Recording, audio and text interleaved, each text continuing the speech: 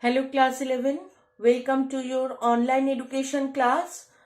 We were doing forms of education and still now we have done formal and informal education. Today we will start with non-formal system of education. Now right at the beginning, as I have told you, that the forms of education are of two types: formal education, that is school education; informal education, it basically depends on your experience and whatever you are learning from family, from your elder, from your family members, and from your grandparents, anyone it can be. Now non-formal education is a little bit separate, or you can say that it is a little bit different from other two forms of education. Now, if we if we take the name that non-formal, it is showing, or it is expressing that yes, it is not formal in nature. Yes, it is correct. It is not formal in nature, but it is systematic rather than just an experience like what you are receiving from in case of informal education, from family, from home, wherever, whatever you are seeing, whatever you are experiencing in your day-to-day life. It is not so-called systematic. It is not with a particular form, isn't it? Because it is highly individualistic. In case of informal education, suppose two of your brothers are learning along with you, are also learning the same experience, but what you are understanding it, you are evaluating it, the three of you are evaluating it in separate way. But in case of non-formal education, maybe it is not formal in nature, but it is with some systems, or it is having some rules and regulations, but which is created beyond the boundary of the school. So three different forms you have to keep it in mind in three different way. Formal education is school education, where examination, evaluation is the main part, and bookish knowledge is more emphasized than other experience and all. Though nowadays the concept is changed, but still it is dependent mainly on bookish knowledge. Informal education, whatever you are experiencing, whatever practical life is showing you, whatever you are coming in front, you are learning from that. And the major or the main institute of informal education is home or family, that we have learned.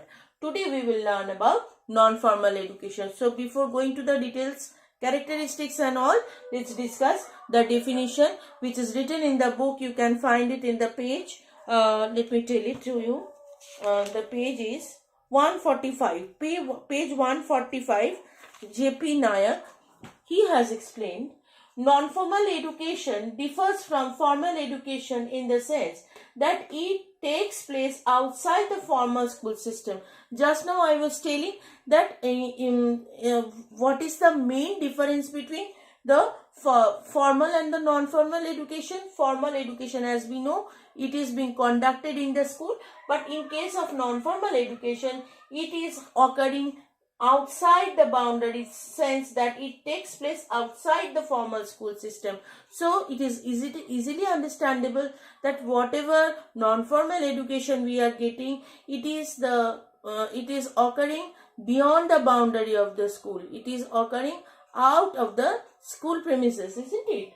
It also differs from incidental education in that it is organized. Means what? What is the meaning of incidental education? What is happening suddenly? Incident means which is dependent on some event or some happenings, isn't it? Which we get in case of informal education. Whatever experience you have gathered today, you are learning from it. So that is informal education. But here it is telling it also differs from incidental education. That means what? It is also different from informal education in that it is organized. Means what is the excuse me, what is the basic difference between it?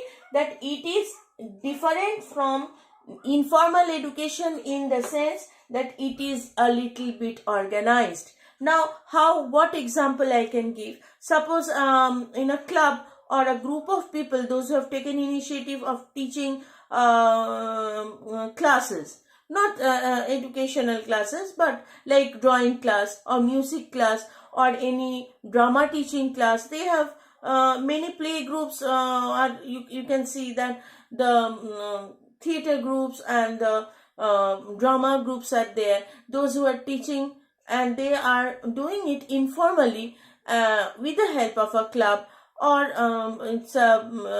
any sports events they are organizing, or any drawing competition they are organizing. All these are called non-formal education. So as we will proceed, we will see the different characteristics. Being out of the school, it is with some rules and regulations, and it is also a little bit organized than informal system of education. So from this definition, we have learned two things, that non-formal education is different from formal education in the sense what? That it is taking place outside the formal education, formal system of education. Means it is occurring beyond the boundary of the school. This is number one. And number thing, how it is different from informal system of education. It is different from because it is not like an incidental education. Suddenly it is occurring. No, it is having a pre-plan. It is with some effort. People are putting some effort. In case of informal education, what we have seen, whatever is happening, the child is learning it from the parents. They are seeing that yes, the parents are acting like that. They are doing their works, and they also start pretending like that. It is majority depends on the incident or the happening or the occurrence which they are following and learning. But in case of non-formal education, what we are seeing, it is not also incidental education. In that it is organized. Means it is basically a little bit organized. In the next part, we will start the characteristics of non-formal education. So go through the PDF, go through the book correctly. You will get everything. Thank you.